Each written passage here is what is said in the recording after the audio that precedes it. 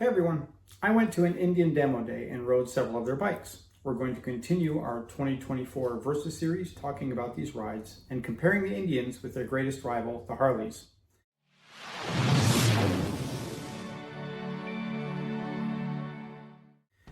There is a vast difference between the Harley demo rides and the Indian demo rides.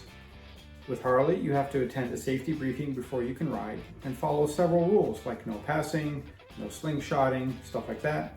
The rides are always led by Harley people, and before each ride you have to sign up for which bike you want to ride next. The Indian demo rides are nothing like that at all. Once you've verified your motorcycle endorsement and received your wristband, it's a free-for-all. On the first ride, you're expected to go with a leader so that you learn the route you're supposed to take for the rest of the rides. After that initial ride, you can ride whenever you want and whatever bike you want. You don't have to go with a leader, you don't have to go with a group, you don't have to sign up for a bike. All you do is just grab a bike and go. Generally speaking, this works fine when you only have a few people, maybe 10 or 15, but when you get 20 or 30 people and you only have 11 bikes, it becomes a little chaotic trying to figure out who's riding which bike next. Honestly, when there aren't many people, I actually like Indian's method better. It's so much more fun to just be able to grab a bike and go without waiting for a leader and without being limited by the people in front of you. But I didn't enjoy the process when there were a lot of people there. You go to get a bike and someone else gets there first, so you have to sit there and wait for them to get back. The other downside is that people tend to bend the rules because there are hardly any rules to bend. I heard guys talking about riding off the specified route to get some extra ride time, doing their own thing, etc. One guy I was talking to said that he was there last fall and he went off the road and got lost and ended up doing spin outs in a parking lot somewhere, dropped the bike and whatnot before he came back. In the meantime, other people who want to ride that bike have to sit there and wait. So that is another downside of the free-for-all method. The location for this particular Indian dealer wasn't really great either. This dealer is about a half hour from my house. I'm fairly familiar with the location. There really aren't any good twisty roads in that area. A couple of fun corners, but nothing that really stands out.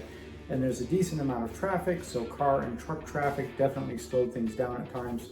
Also, the dealer did not get the full Indian truck for this weekend. They just got the trailer, which means fewer bikes. Several of the bikes were not present: the Scout Classic, Super Scout, Chief Bobber, Chief Dark Horse, several others.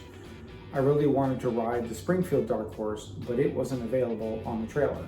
What we did have available was the FTR R Carbon, Scout Bobber, Sport Scout, 101 Scout, Sport Chief, Super Chief Limited, Springfield Classic, Chieftain Limited, Challenger Dark Horse, Roadmaster Limited, and Pursuit Limited. I rode 9 of those 11 bikes. One thing I experienced across most, if not all of the Indian bikes, is the reach to the bars.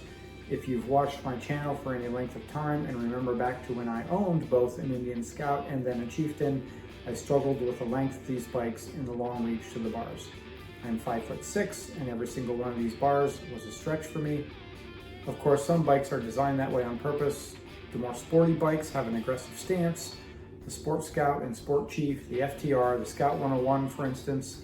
But even on the bikes that are supposed to have a relaxed riding position, the Springfield, Chieftain, Challenger, I could feel a little bit of strain on my shoulders from reaching to the bars. Probably the one bike that was most comfortable with the stock bars was the Springfield. That bike comes closest to being comfortable for me. They had also put reduced reach bars on the Roadmaster, so that was very comfortable for me. Even though the reduced reach bars only give another 2 inches of pullback, that 2 inches made a huge difference. So if I were to get an Indian, reduced reach bars would definitely be in order. Let's get to the actual review. The first bike we're going to review is the Indian Scout. Before we get started, just a quick break to ask that you subscribe and like. I'd really appreciate that support.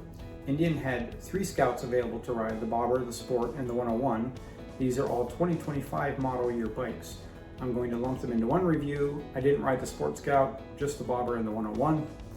The 2025 Indian Scouts have a 1250cc engine with 82 foot-pounds of torque. Most of them have 105 horsepower.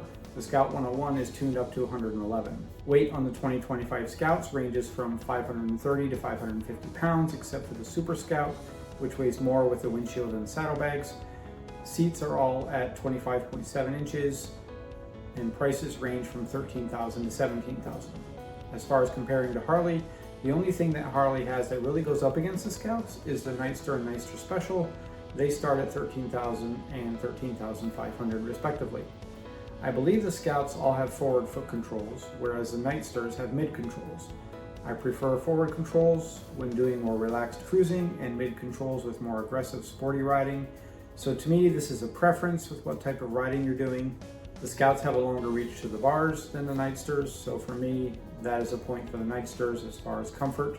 As far as sound goes, both bikes are similar. Neither the Scout Speed Plus engine nor the Nightster Revolution Max engine give a traditional throaty V-twin sound. They're not designed that way. They both sound somewhere in between a traditional V-twin and a parallel twin. As far as handling goes, I did see a little stiffness in the cornering at slow speeds with the Scout bobber due to the fat front tire, but not enough to cause an issue, so this is pretty much a tie as well. Both handle corners quite well at riding speed. In terms of feel of the bike, this goes to the Scouts. They feel more solid, more substantial. The Nightster weighs quite a bit less than the Scouts, and to me actually feels a little too flimsy. The Nightster also has a taller seat height, which raises the center of gravity. I prefer the low center of gravity with a solid, meaty feel rather than the taller, lighter feel of the Nightster. The Scouts have a full range of bikes with the Scout Classic, Sport Scout, Scout Bobber, Super Scout, designed for light touring, and the Scout 101. With the Nightsters, you have the Nightster and the Nightster Special, almost identical bikes other than some extra features in a back seat on the Special. So the Scout wins for variety and options. In terms of overall fun factor and the riding experience, this goes to the Scout all day long, especially the Scout 101. I know the Scout 101 is more expensive than the Nightsters, but man, that thing is crazy. When the Indian guys described this bike as a little rocket, they weren't kidding. The power band on this thing is insane. I took second gear up to about 38 miles an hour before I felt like I even needed to bother going up to third. Third gear took me up to about 50. Due to traffic limitations, I only got up to 65 once, which is when I switched to fifth gear. I didn't even make it up to sixth gear on this ride. That probably would have been 75 miles an hour for that.